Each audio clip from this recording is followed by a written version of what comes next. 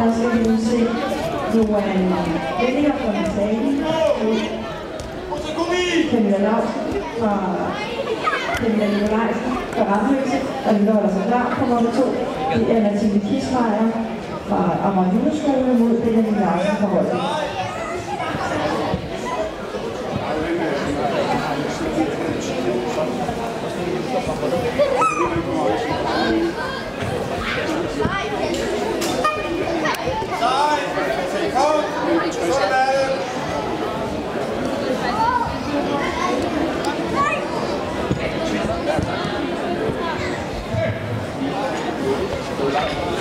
Og på mål 1 skal vi nu se Claudia Esker, Amager Juleskole og Mathias Jensen i Helsingør.